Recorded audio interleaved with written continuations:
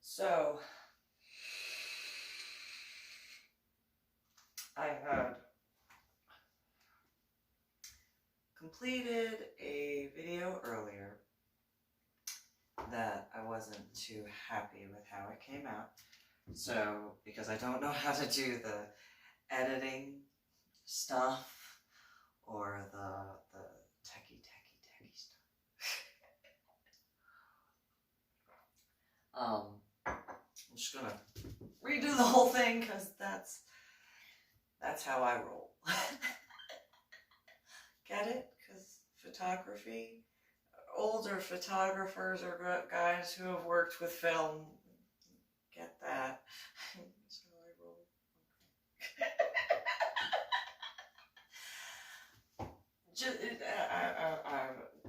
Anyway, so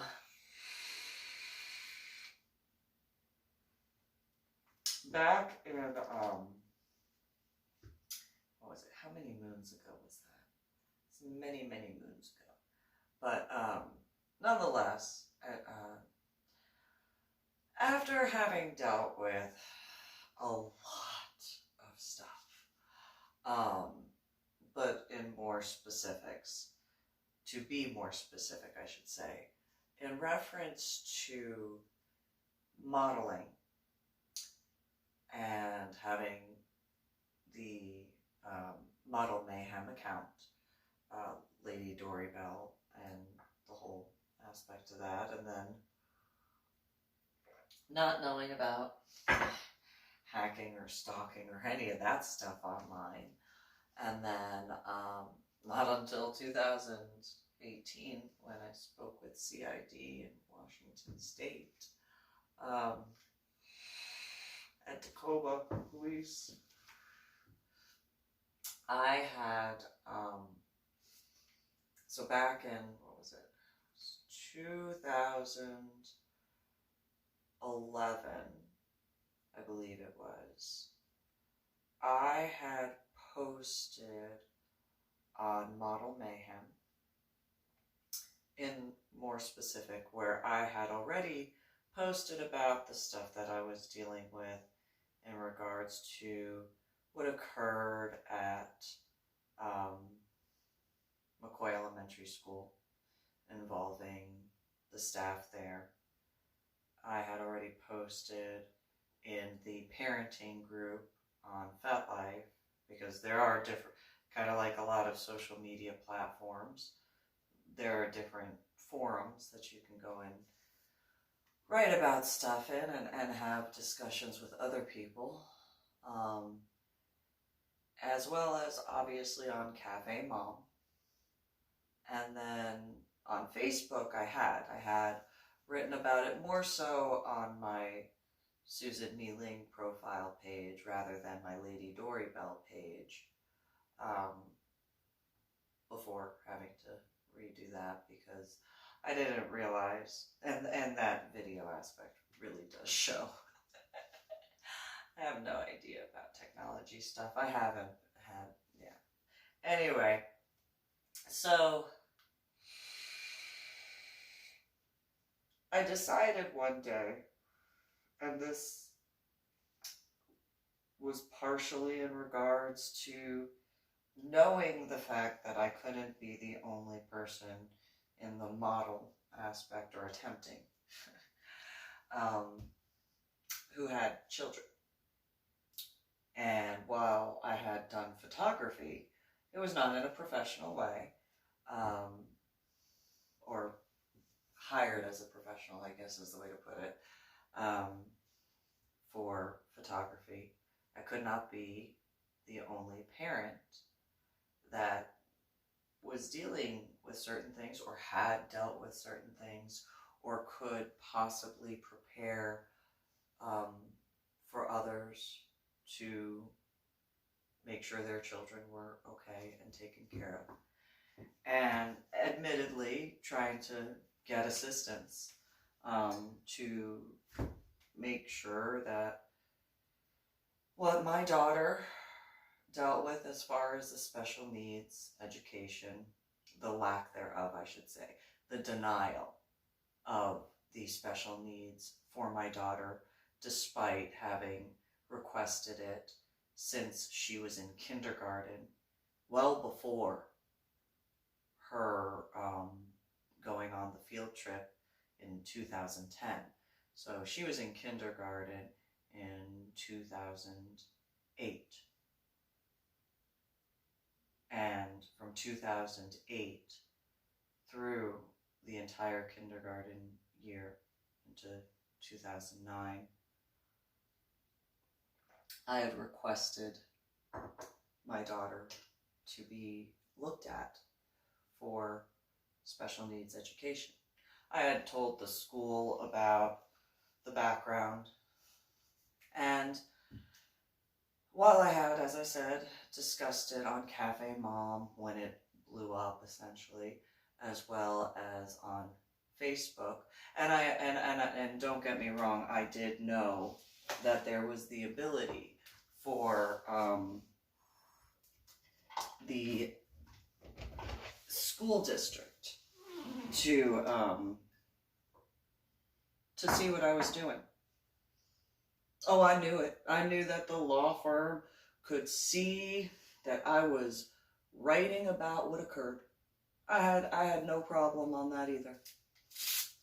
The way I looked at it when that occurred was I already had been dealing with the fact that the school district had denied my daughter special needs education from 2008 through 2009, all the way into 2010. The way I looked at it, and you can say whatever you'd like, but the school district had already done district therapy in October of 2009 and did not put my daughter into special needs education. By that time, she had automatically qualified for Tier 2 in the ARD IEP for the state of Texas. And so, while I had not discussed certain aspects in certain regards, when the 3 parents who had left my daughter unattended at the Fort Worth Zoo, they can claim that they lost her, but it doesn't change the fact that they didn't take care of my daughter. And it also didn't deny the fact that from 2008 all the way through 2009 into 2010, McCoy Elementary School staff had not put my daughter in special needs education. And so I had posted about it on Facebook, but I do admit I posted more about it on Cafe Mom. And I also posted about it in FetLife in the parenting area for that section, because there were other parents who, not just discussing special needs education, but all sorts of different aspects. And I had been told by Angela Ryder, the guidance counselor at the time, that McCoy Elementary School and Carrollton Farmers Branch Independent School District didn't have special needs education for people like my daughter because of me. What did that mean? And it was explained to me because I look the way I do. It was explained to me because of my background as far as being medically retired from the Army. That was explained to me. And though I had reached out in 2012, or it was just before 2012, it was in 2011, I had reached out to several law firms, and that included, in more specific, to 1 or 2 law firms specifically in Chicago, and several law firms in the state of New Jersey, as well as the state of New York. And each law firm that I spoke with said that they couldn't help me because they just kept too much, too big, too this, too that, which I had already heard from multiple Texas lawyers and law firms. That's too big for my britches. You'll need to find another lawyer. That's too many different things to handle. You'll need to find another lawyer. And I'd ask, do you have any recommendations? They'd refer me to someone. I'd get the phone number. I'd call if I was able to speak with them. Too big for my britches. That I can't say how many times I heard it. It's the case is too big for my britches. That would be why I can actually remember those words verbatim, because I was told that so many times. And it was one of those, so in the state of Texas, apparently nobody's willing to or capable, as far as what I was told, to handle what was going on. As a quick recap, my daughter was dealing with the death of her biological father. Not that my son wasn't dealing with that, but my daughter took that very hard because she wanted to be a daddy's little girl. And my dead ex-husband was very sexist. He couldn't care less. And no matter what she did, it was never good enough. And I know that feeling. I do. I know that feeling not just in certain regards, in many regards, but not just in reference to, child stuff, but in an overall sort of way. And so I had informed the school district of that. Or the school, McCoy Elementary School of Carrollton Farmers Branch Independent School District. And I had explained that, in my opinion, I explained this to the then principal, Dawn Ring. I had explained this to the then vice president, I can't remember her first name, but McLaughlin. I explained this to the kindergarten teacher, as well as the guidance counselor, as well as my son's first grade teacher, when moving to Carrollton, Texas, that I believe that in reference to raising children, it is partially the parents and the family unit. It's also partially the school and the community within that. And then the overall community in the neighborhood and where they go. So my daughter and my son had different after-school activities. My son got into fencing. My daughter got into dancing. Later, they both were in gymnastics, that sort of stuff. So, and I found out that people would send their children to the fencing school that my son wound up going to because of a specific competitive fencer there, or a retired competitive fencer, something along those lines. Anyway, I had done everything I possibly could. The school staff members, with the exception of the kindergarten teacher for my daughter, the kindergarten teacher very much did try. There were so many parent-teacher conferences. There were multiple letters. Even the kindergarten teacher tried to get Angela Ryder, the guidance counselor, to put my daughter into special needs education. Then, when, in regards to my daughter going into first grade and being in Tammy Hatcher's class, I had a parent-teacher conference because of what was going on the first week of school and every week thereafter. My daughter was put into district therapy in October of 2009, and the school, McCoy Elementary in Carrollton, Texas, still refused to put my daughter into special needs education. And there were points where she was in acute care mental health facilities, mainly at Denton Behavioral Health.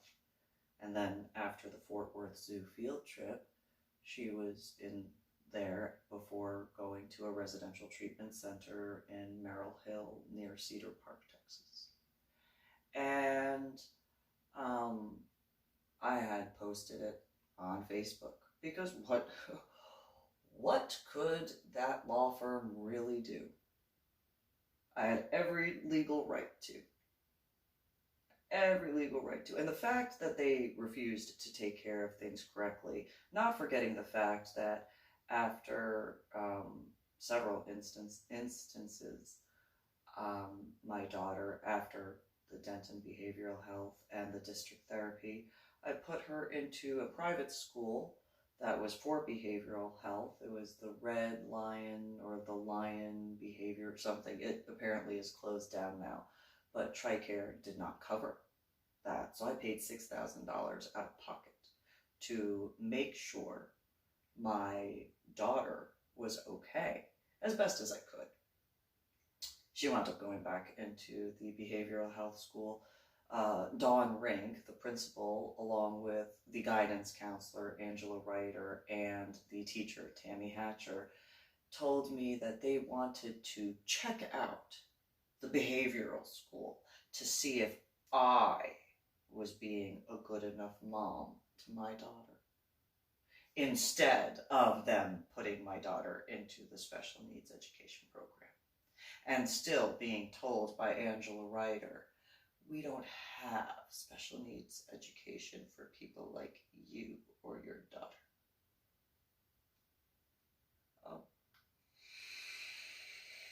If you didn't look the way you do, maybe we would. If you didn't have the background that you do, maybe we would. But you're you. Yes, I am who I am. And you shouldn't be treating my daughter any differently. Realistically. And I brought the different aspects that my daughter and I spoke with to their attention, but nothing. It was not good enough for them to actually do anything about. So, after the field trip where the 3 adults who volunteered lost my daughter at the Fort Worth Zoo, which, by the way, I had repeatedly from the beginning of April requested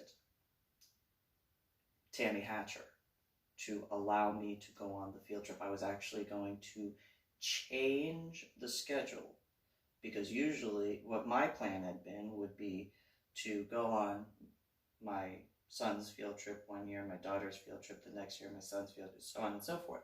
The year prior, I had gone on my daughter's field trip. Now, I had also done so with my son in the prior school, but that would be why in kindergarten I had gone on my daughter's field trip. I didn't lose any of the children. And so, instead of those 3 females taking responsibility for the fact that they couldn't do their job and take care of the situation, which by all accounts, at most, they would either have 2 or 3 children to watch each. I had been assigned 4 or 5 children with my daughter. So,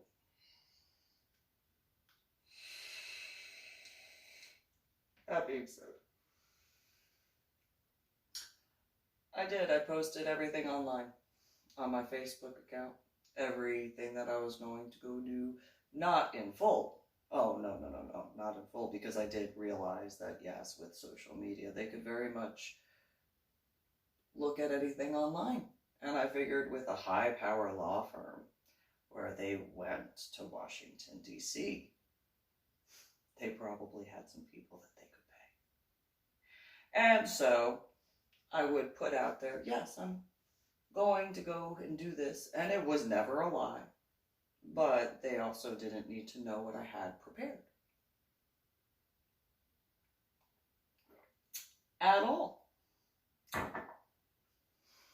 Now, had they, taken care of the situation and made sure that the healthcare aspects were taken care of for my daughter, as well as my son, it would have been very simple to end. But they chose not to repair that at all. They chose what they chose. As I said, I contacted the lawyers in New Jersey and in New York, and each one, nope, we can't do that. We can't go to the state of Texas. And I did point out, you don't need the same requirements that you do need in the state of New Jersey or the state of New York to practice law. In the state of Texas, you don't actually have to have a license to practice in the state of Texas.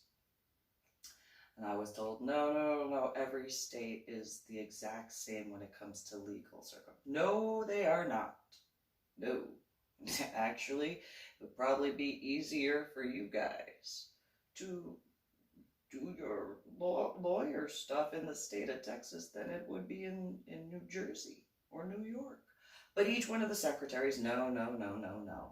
You don't know what you're talking about. No, I researched it. You do not have to have a Texas Bar Association license to practice law in the state of Texas. And the lawyers that I spoke, or maybe they weren't. Maybe I was actually speaking with the individuals who did the hacking thing. And that is what it is. But I was told, no. And I was like, but it is more simplistic. Like,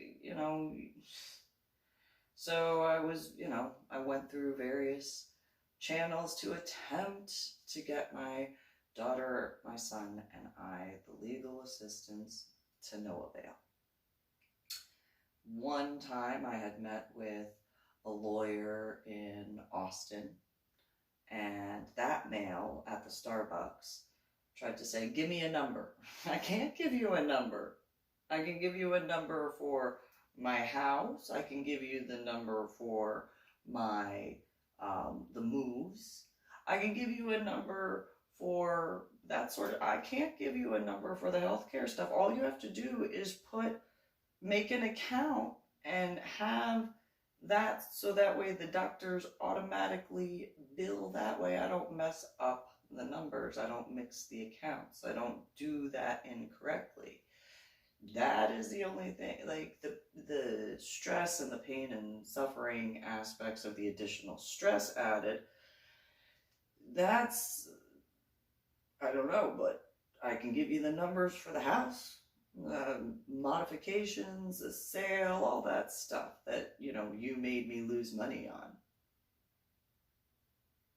But I didn't say him, as in him, I said as far as the school and the school district. And so I wound up attempting with an advocate, and that female, Yolanda, I believe was her name, I had given her a bunch of the paperwork, and then when I went to go meet with her after dropping off the paperwork and meeting with her the first time, she had called me up and said, I can't take your case. You need to come get your paperwork. Okay. Showed up to get the paperwork, and I asked why her arm was in a sling. And she had said that she was in the car with a lawyer discussing my daughter's case. And that lawyer had died because of an issue with the train tracks. And I was like, oh, well, hopefully you recover soon. Later, I learned that she was in the car with a lawyer or a paralegal from the law firm for the school district.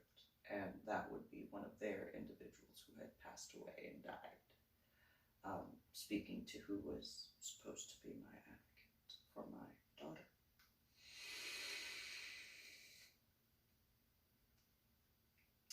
So in 2011 or 2012, I decided to post it on Model Mayhem, because I was hoping maybe a lawyer that also did photography would see that, because I didn't know where else to put it, to ask for help for my daughter, my son, and I. And instead, I had been attacked. I mean, not physically, verbally. It was, there were photographers and models who said, well, you have the death benefits from, my dead ex-husband. And it was one of those, yeah, I know I have the death benefits. That does not fix what was done, and the death benefits from my dead ex-husband should not be used for that. The finances from that are not for somebody else's mess up. The death benefits for that are for my children and technically myself, not for when somebody else messes up or multiple individuals mess up. That is for because he died. That's what a death benefit is. He died. So the benefits are not for somebody else who did not put my daughter into special needs education. The death benefits are not because they didn't do the paperwork. The death benefits are not because 3 females were too incompetent to keep track of 2 to 3 children per. And I can say incompetent because I had been a volunteer the year before, and I did not lose any of the children, and I was in charge of more children than each of them individually. So if the 3 females were running around yapping their mouths instead of paying attention to the children, because that would be how my daughter wound up getting lost at the Fort Worth Zoo, they were not paying attention to my daughter. They were yapping their mouths or looking at other things instead of doing what they were supposed to. The model mayhem response that I got was along those lines. If it was not the points where the individuals pointed out the death benefits and that the money from that to pay for what other people did wrongly, then it was also, well, I had a few individuals who had said something along the lines, well, you know, that's your fault for having been in the military. Similar lines along with what I had been told from the various individuals from McCoy Elementary School. And then there were the ones that were, it's not important to put on this portion of the forum. Okay. Which was literally the last resort I had for a public platform to attempt to try to get assistance for that. Now, conversely, if those individuals who had posted responses, others had seen that and then looked at the individuals and were like, well, you don't know that these people have military backgrounds, or you don't know that, you know, not going to work with you as a model or a photographer, because if you can't respect, you know, maybe you can't help, but if you can't be respectful, no need to have that. And so, and ironically, I did get a lot more support and suggestions on FetLife in the parenting forums than I did on Model Mayhem.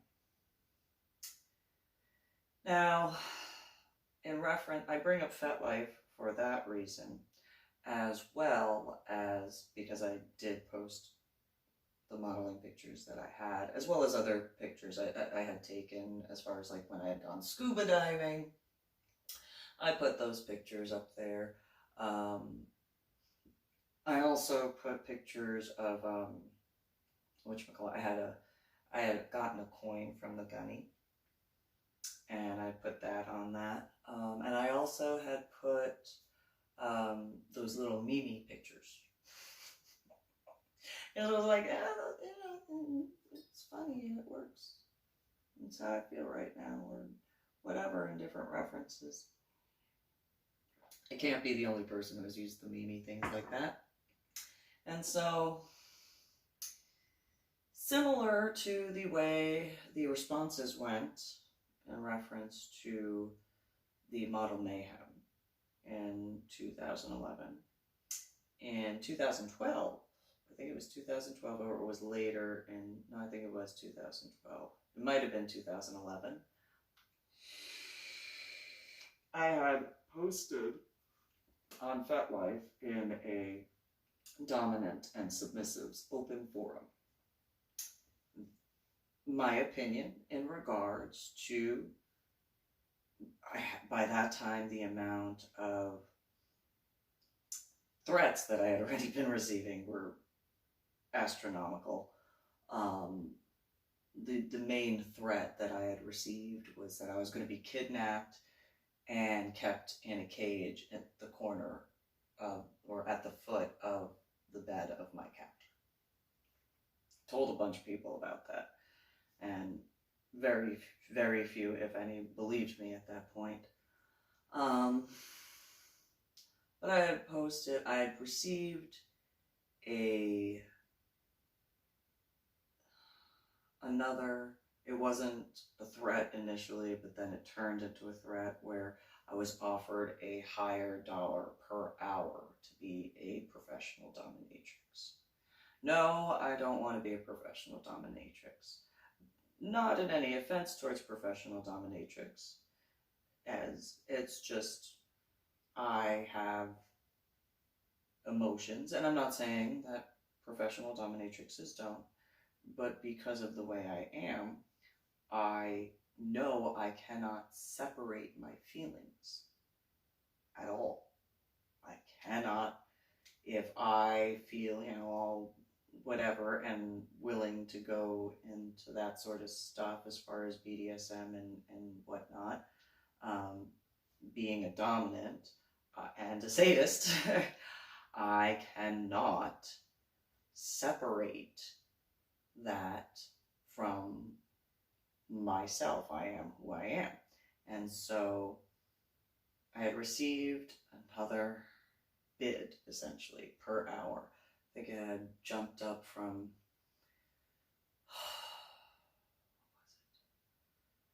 what was it? At first it started out with, the first time I had received a bid, essentially, it was like $500 an hour.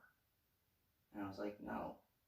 And then it jumped up to 600 and 700 and 800, then 900, 1,000, and on and on and on, up. And I was like, no, like I can't do that.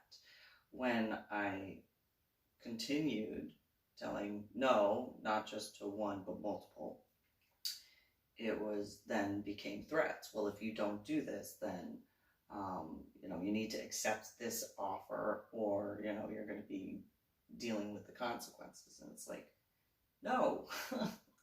I'd asked people about like what I should do, and I was told, Lady Dori, Belle, you're just being over dramatic. No.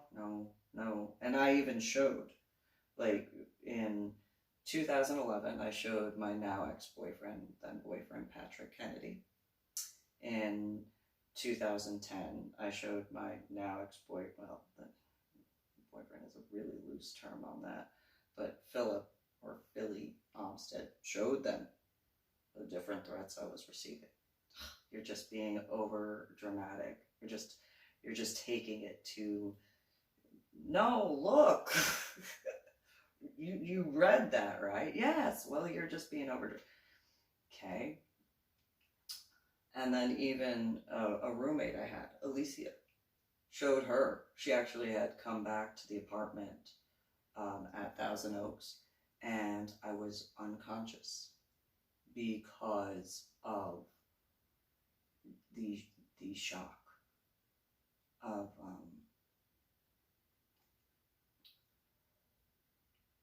what came across in that message. And while the video was not in the message anymore, the words were. And she read them, and she woke me up, and she had asked me why I was sleeping. I was like, I wasn't sleeping. I couldn't deal with what I just saw.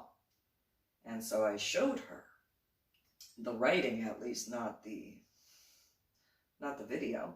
And because I couldn't, because the video was gone. And She said, oh, you're just overreacting. Okay. I don't know how, in writing, being told that I will be kidnapped and kept at the foot of my captor's bed and being upset and wondering who I'm supposed to contact about that is overreacting. I've been dealing with this for several years now. Like, any assist? No assistance. Okay. No idea who I should speak with? No, okay. All right. So I have received another one. And I decided I wasn't going to take it. I mean, not that I had taken it before. It was just one of those I'm done. I'm infuriated. What part do people not understand? That I am not a professional dominatrix.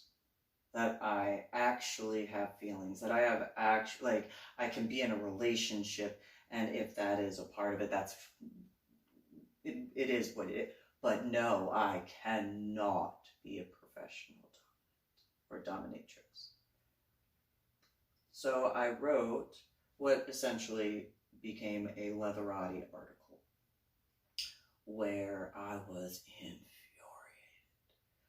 And I thought, because there were also threats in regards to male dominance, oh, you're not a real dominant because you're a female. Females can't be dominant. Excuse me, I'm quite dominant, thank you very much.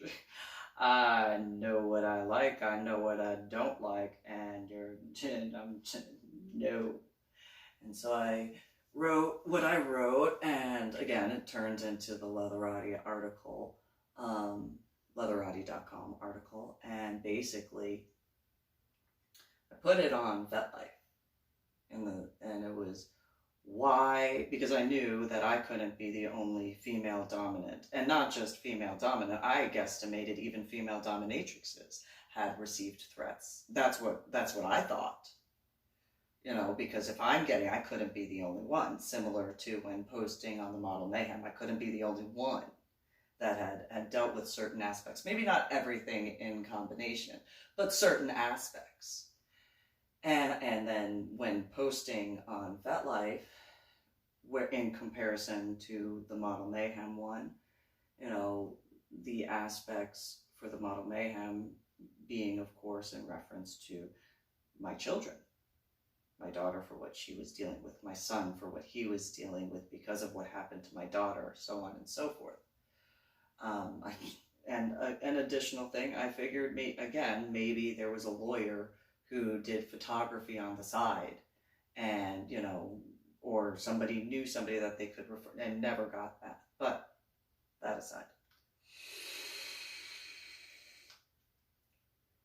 In reference to the dominant submissive one, I knew that I could not be the only female dominant who didn't want to be a professional dominatrix. Just like I didn't believe that every male was willing to go to a professional dominatrix. Not necessarily against the profession, just they genuinely wanted a relationship.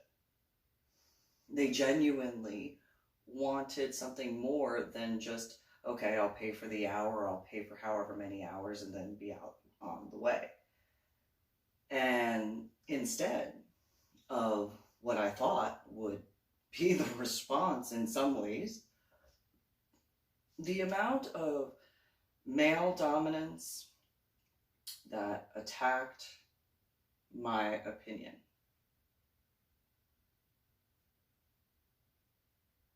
were ridiculous. The amount of male dominance that belittled the male submissives. Are you kidding me? The amount of female dominance, professional dominatrixes usually, that went after the male submissives as well as myself as a female dominant. Look, it attacked me as a female dominant, attacked the male submissives, and it was one of those, are you kidding me?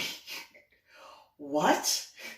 Are you really, am I really, I'm really reading what you're posting, and you're saying all this stuff openly, and you're a professional dominatrix doing, and do you not realize that your clients, potential clients, are going to see that? Similarly with the model mayhem, are you not realizing that they could see that?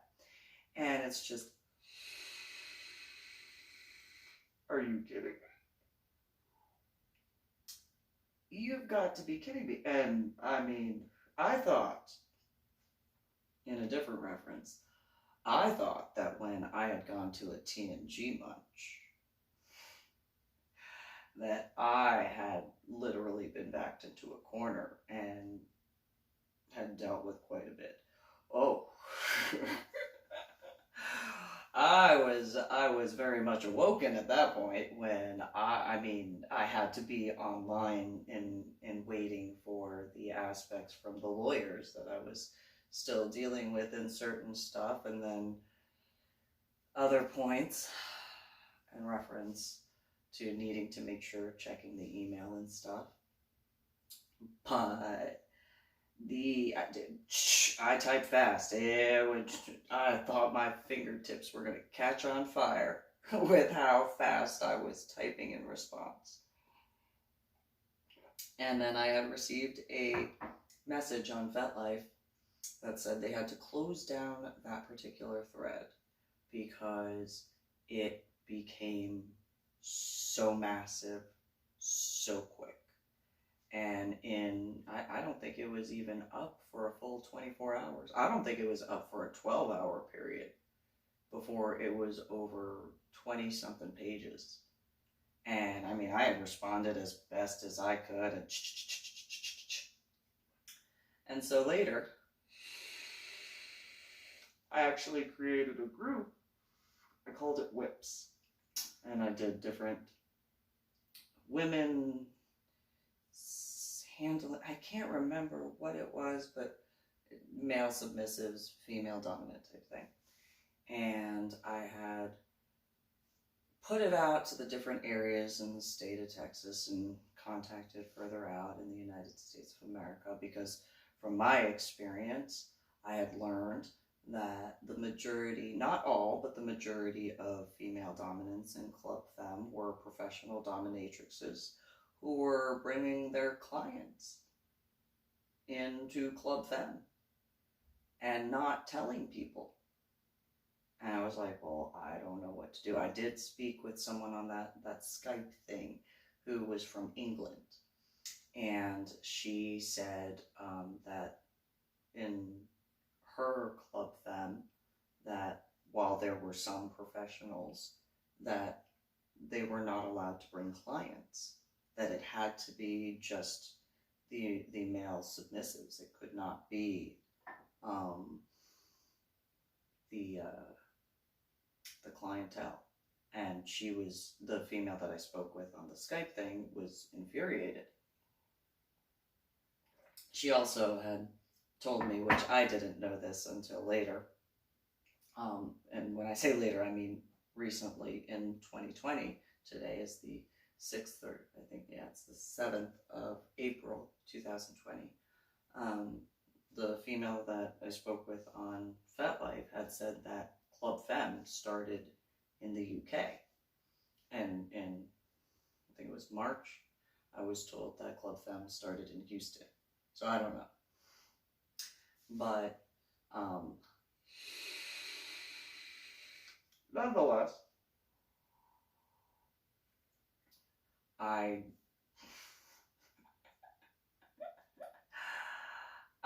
kind of figured that I couldn't be the only female dominant that was looking for a relationship, an actual relationship, and not in the professional dominatrix aspect for that.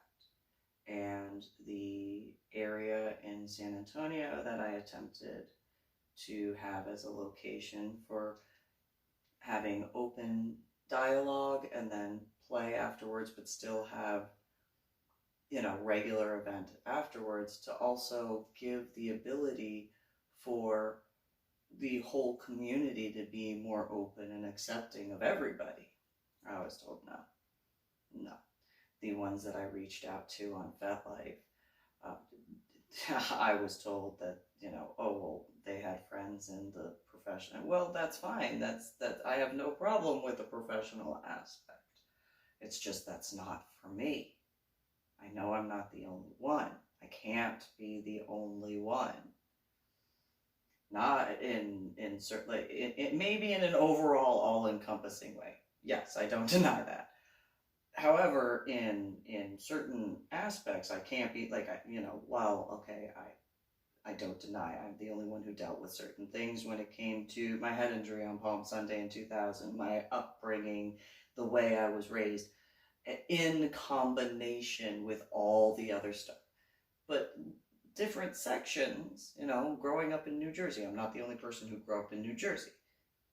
Growing up in New Jersey and going to New York and different boroughs, I'm not the only person who's done that. Not just in general, but in the 1980s and 90s, not the only person. I didn't go to school by myself. So, I'm just saying, I'm not the only person who moved from New Jersey to another area that was nothing like growing up in New Jersey. All that sort of stuff. I'm not the only person who joined the military before 9/11 occurred. I might have been the only person who joined at the time I did because of what occurred at the World Trade Center in 1993. I might have. That might be a complete differing aspect. I might be the only person who had a head injury on Palm Sunday in 2000 because a drill sergeant threw me into the metal part of the bunk at Fort Sill, Oklahoma. I might be the only person on that one. But I'm not the only person who's ever had a head injury. I'm not the only person who's ever pissed off a drill sergeant. So you see that kind of overall correlation where, there are certain things in a culmination all in one. Yes, I understand. I'm the only one in that regard. But the little pieces here and there. I'm not the only person who dealt with a sibling rivalry where, biological sister was what she was in temper and all that sort of stuff. I'm not the only person who had, dealt with various difficulties when it came to biological family because of looking different, being different, all that sort of stuff. I'm not the only person who has had issues in school with other people at some points and so on and so forth. I'm not the only person who, as a parent, later on, who dealt with being treated differently and didn't want that treatment to be different to my children. I am not the only person who has, not finished basic training, but still supportive of the military. I'm not the only person who looks like me in regards of tattoos, haircut, hair color, not necessarily in the full culmination, but still respects law enforcement, still respects fire department, still respects EMS. I'm not the only person in that regard. But in the overall, yes, I comprehend. Yes, I am the only one in that regard. In the full overall effect. But I knew that I was not the only female who did not want to be a professional dominatrix. I knew that there couldn't be only one male in the entire world who did not necessarily have a problem with professional dominatrix or the adult industry. Just didn't want to participate beyond maybe watching something here and there or going to FetLife or whatever. I knew that there had to be at least, a handful of male submissives and or slaves that in the BDSM way that would be interested in that. So while in an overall culmination, yes, I understand I'm the only one with my entire life experiences in the culmination. I know I am the only person who responded the way I did when it came to when 9/11 occurred. I know that. I knew that back then. But similarly to back then and now, not that it is a big deal or wasn't a big deal. But to make a big deal about it during the time, even the first 5-10 years after that, too much stuff going on. And realistically, stuff was being taken care of. And, where I could help, I would. But again, I'm not the only one, and so in that regard of where can help, will, where, can only give here's bits of advice, or at the very minimum, you just stay safe. Despite your job being extremely dangerous, just stay safe. And if just something as simple as saying, stay safe, made them for a second, and then whenever out doing whatever they were doing, as far as law enforcement, military, fire department, EMS, whatever, they came into a situation where they just kind of, and then something was averted. Well, okay, good. Very simple.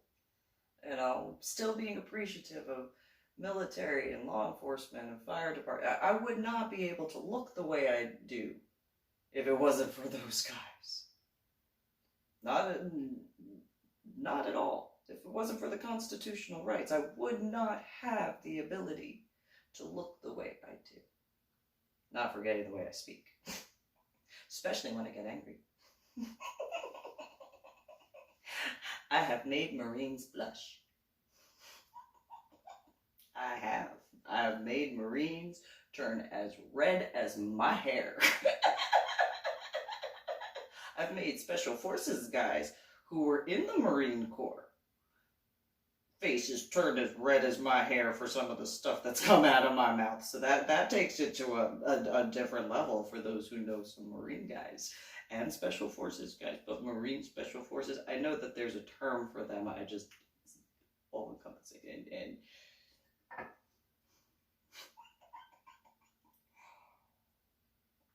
but in regards to those different articles or forum posts or what have you, I genuinely did not expect those responses. I kind of expected far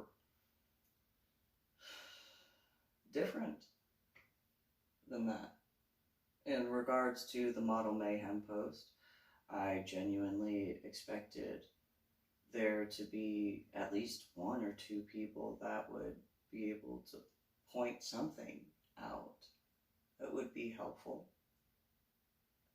In maybe a lawyer or something, or that instead of the amount of attacks. And I'm not just talking about attacks as far as what I had already said. I'm talking even personal attacks. Where, again, not like I hadn't heard it in person, but, well, if you didn't look the way you do. Well, if you didn't have the background you do. Something I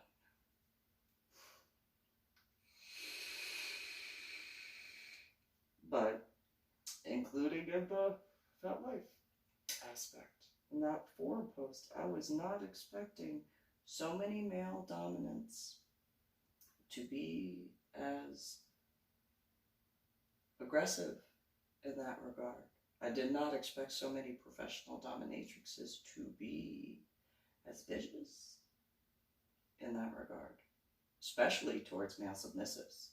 I did not see that one coming. I did not see that coming at all. I was actually quite disgusted by that, because it was one of those, do you not understand that you are proving my point as to why I cannot do your job? I cannot separate that. And there's no way for me to be in that way anyway, realistically. I can't yell at someone for something that they want me to yell at if they didn't actually do it, if that makes sense. So, and because I have a more open look and view at the world where, I understand that there are those who have certain jobs and they want to be called certain names for the jobs that they have done or the things that they, it's like, well, I see both sides of the coin. So while you might feel bad about that, I can't really yell at you because and so but conversely, the only way, and I have said this many times, many times, I got involved in the San Antonio scene before getting involved in the Dallas scene, which is before Austin, and then later the DFW, or the by culmination DFW, because Dallas is different than Fort Worth, and so in different because of that. And so in that regard, I got into the Austin scene before getting into the DFW scene, though I had been in the Dallas scene first. And then, you know, those different areas, so. And I had already been involved in the scuba diving aspect, which very, very different, although there are plenty of scuba divers who are involved in lifestyle. I just didn't really go into too much detail in that regard. And nobody asked me about it, so it was one of those, okay, well, you know, if you're not going to say anything, I'm not going to bring it up. I mean, it's not that scuba divers didn't know that you could literally ask me anything. And, oh, okay, what would you like to talk about? Oh, okay,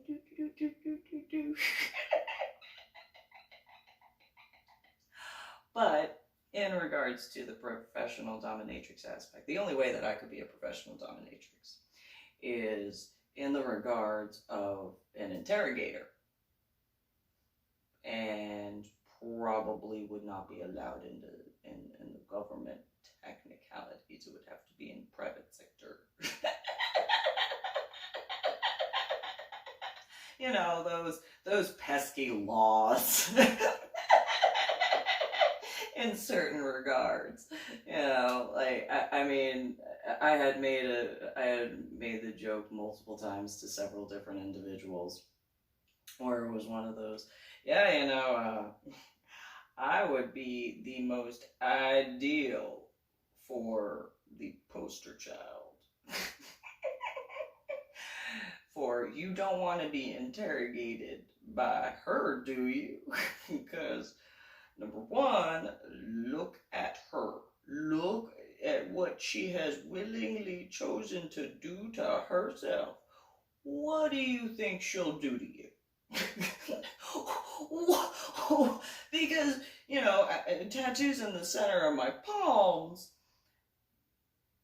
the haircut, the hair color, despite my tattoos being spiritual and that sort of thing, that's something that you should take into consideration as well, because I meditated during each tattoo. There are only 2 tattoos that I have where I had to stop the tattoo artist to go back. First one is this one, and that was because I came out of the meditation. And it was because of the tattoo artist and the other person arguing. That's the only reason why. Now, it wasn't the first tattoo that happened to. The first tattoo that happened to actually is this tattoo right here. A phoenix tattoo, which is over the Kuan Yin tattoo, which I had wanted Kuan Yin to be able to be seen through the phoenix. And so this tattoo, I had been under the needle meditating the whole time. The whole time. It was something like 5.5, 6 hours. Just meditating. Doing my prayers, the whole thing. And obviously that is a big piece. It's not a little piece. And so meditating the whole time in prayer. And then I come out of the meditation and I look and I'm like, oh, I thought it was going to be done by now. What time is the earliest for another appointment. And my tattoo artist, I think it was Dayton. Dayton looks at me and he goes, well, technically Tuesday, but you're supposed to let it heal for like 6 weeks before going back to work on it. Oh, no. No. I'm not walking around with a half-done tattoo. Not in a visible area. No. Now, mind you, I forgot I wore pants usually, so it's a whole other ball of wax. That being said, when is you gonna be back on Tuesday? Yeah, Tuesday. All right, I'll see you Tuesday. What time? 2:30. I will see you Tuesday at 2:30, 14:30 on the dot. Yeah, okay. Well, now, it was platinum tattoo, so I knew that they were going to make bets as to whether or not I'd show up. And when I walked in, watched a whole bunch of people pass money over to Dayton, and I was like, you better bet on me being here. If I walked in and I saw you paying somebody, I'd have been mad. He's like, no, I wasn't going to doubt that. Well, another 5.5 hours later into the tattoo, only 3 days later, because it was a Saturday. About 4.5, 5 hours later, that would be when I was like, okay, that's starting to hurt. I'm starting to feel that more than my headaches. So, good morning. I am awake. Can you almost done? Cause that hurts. Ooh, that hurts. I can feel that instead of my headaches. Owie. Owie. Ow. That hurts a lot. And so I'm glad I was already doing yoga, because I contorted into ways I didn't know my body could move. And there were a few guys that came in, they're like, you want to tap out? I'm not tapping out. I'm not tapping out. Not gonna do it. No. You know, I know you put a bet that I was gonna tap out. I'm not tapping out. Not gonna happen. I'm gonna finish this tattoo. He's only got 20 more minutes anyway. I'm not gonna do it. Grr. And they were just like, oh, you are, whew, oh my God. And I'm like, so, you know, and I did. I walked out and it was completed. There was only like one area that needed a little bit of touch up, and that was it. Done.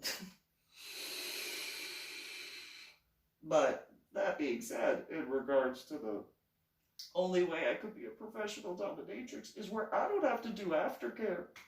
Where I don't have to be like, oh, are you okay? No. The more I call Home Depot, I give Home Depot the nickname of Dom Depot. Because there are plenty of toys in that store for someone like me, if I were to be a professional dominatrix. Though, just as a dominant, I created heaven, purgatory, and hell in a bed. I did. I made a video prior about that. I did. I'm so proud of myself for that. And I got all those tools from what I call Dom Depot. And I did it. I made hell where the base layer was the frame inside, lower part of the bed. And it was literally a frame of 4x4s. And then I made a T in the center. And the where the shoulders would essentially go, that's where the other 4x4s went. And I used horse hitches in the 4 corners, and then one in the center. I used 1,500-pound weighted chain, used tech wood screws, even though it was just regular wood. And then, just to be on the safe, extra grip. And so, and that was hell. And then purgatory was MTF board with the seam right down the center. And you'd have to lay on the hinges. So, and then the horse hitches with the 1,500-pound weighted chain. And then heaven was where the mattress was on top of the MTF board, and then the chains with the 1,500-pound weighted attached to the horse hitches. And I did not realize that maybe 1,500-pound weighted chain might not necessarily have been, I could have probably gotten away with regular dog chain. But I was determined, so.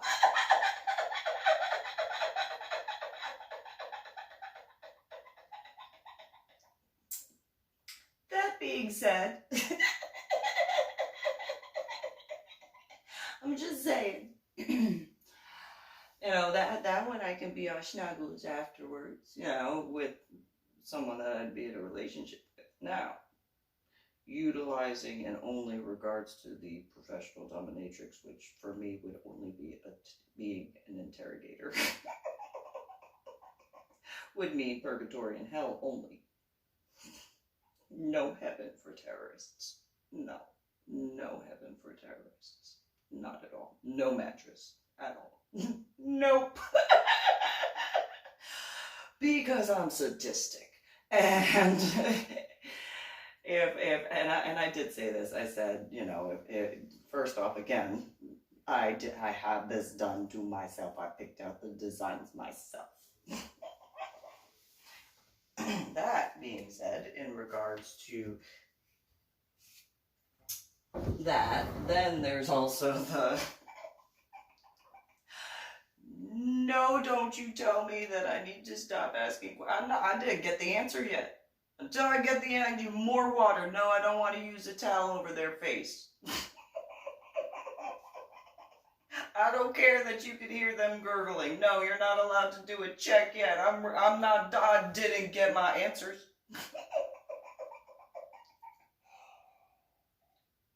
That's how I could be a professional dominatrix.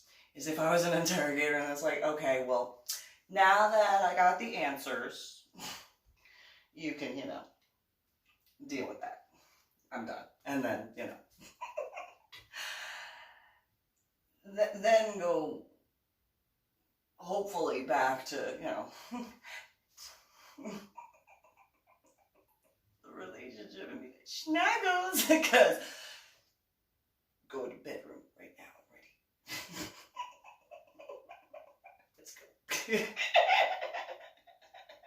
Because I'm a sadist, and I don't deny it.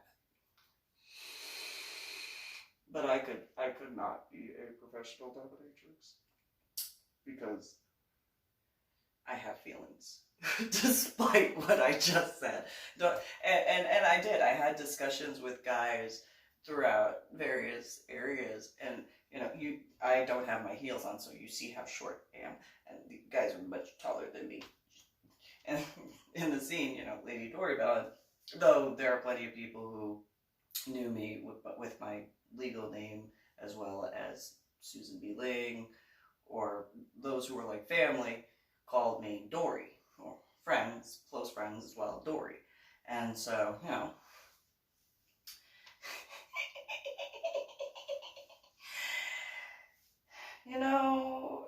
I was thinking about it. Well, at Dom Depot, have you ever heard of a diamond bit? Circular saw blade. I'm just saying. That sort of stuff, Don't need the actual saw, though I know how to use one. And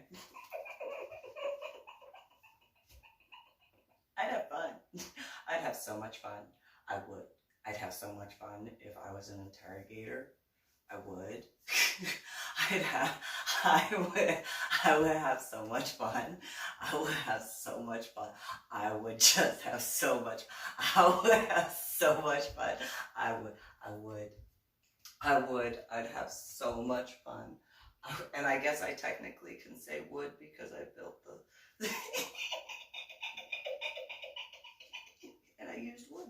And so oh, I would have so much fun. I would have so much fun. I would. And so see how I could be like a poster child for you don't want to be a terrorist. And there were a bunch of guys that like I spoke with in the community, and they're like, I don't ever want to be a terrorist. Not that I was planning on it, but I don't want you interrogating me, whether it was Dori or Lady Dori Belle. No, I don't want you interrogating me. No, that's cool. That's cool. I'll be good. Okay, but you know, how much fun would that be? How much fun would that be? It would be so much fun. It would be so much fun. And they were just like, you are so excited about. Oh, can you imagine? Can you imagine how much fun I would have? I mean, seriously, I would have so much fun. And they're just like, how do you do that in a corset and heels? And then I was like, you just saw me do it. That's how. Although not in this video because I'm wearing a dress and I'm not wearing heels, but I can do it. And I would have so much fun. I would have so much fun. I really would. It'd be like,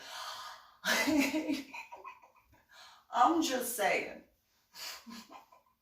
I can think of some wicked stuff. I would be a pretty good interrogator. Give me those answers now! Tell me what you did! Don't make me.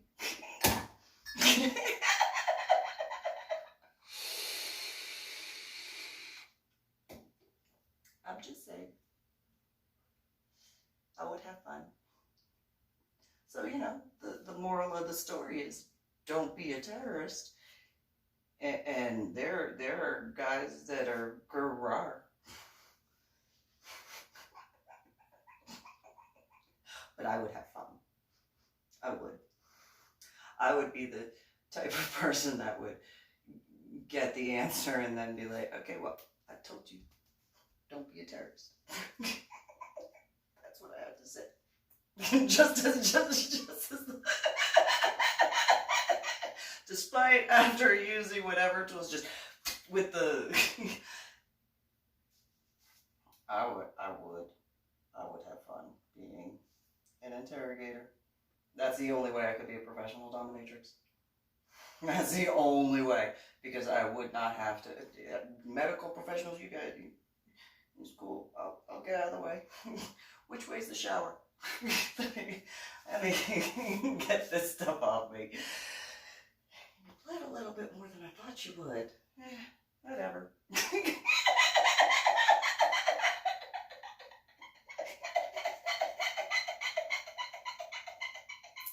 I'd have fun. I think that would be like the most ideal job for, you know, that sort of skill set. I think so. And you know, but then I would kind of feel bad for like if a guy was like, hey, now we got, you got your answers. I didn't get my answer yet. I want to know.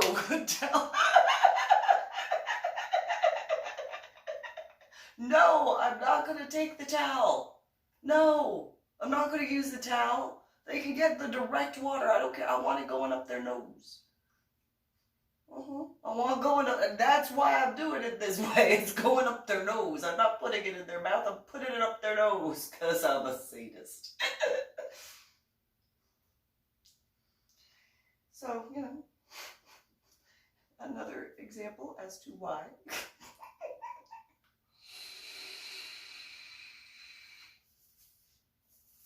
She said, I could have a lot of fun. I'd be in a really good mood. I mean, I'd be extremely frisky afterwards. Oh, I'd be extremely frisky afterwards. Really frisky. And, honey, let's go play. You don't have to worry about that type of play. I already got all that out. Let's go play. Snuggles.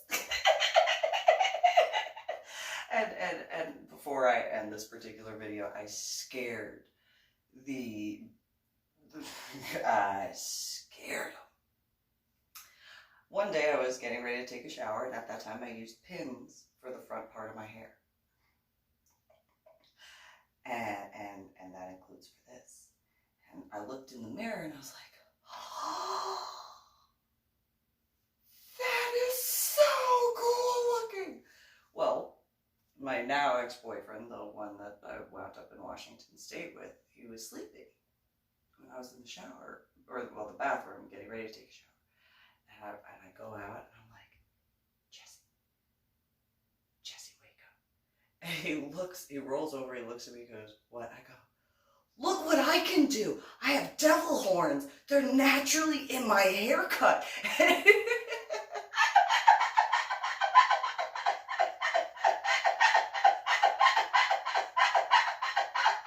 my hair is red.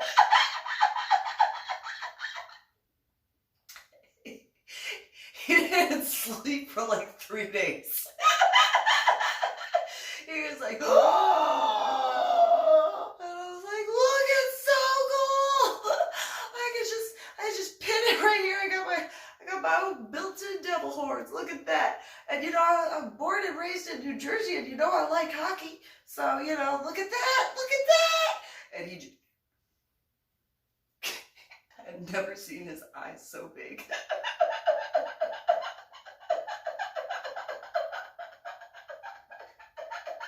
It's still funny. But he didn't sleep for 3 days. He's just, I can't go to sleep. I can't go to sleep. And I was like, why? He goes, I don't want to talk about it. And I was like, okay. Can you go to your room? Okay, fine. I'll go to my room. Fine. Why can't you sleep? Just don't look at me. Just don't look at me. Okay. Weird. That's so cool. I'm very easily entertained. That shows you how easily. Look what I can do. And then with the pins in my hair, no hands.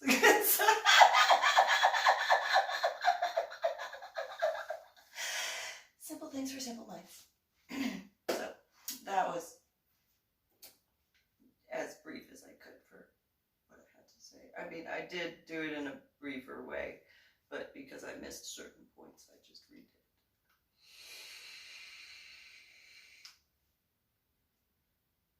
You have a good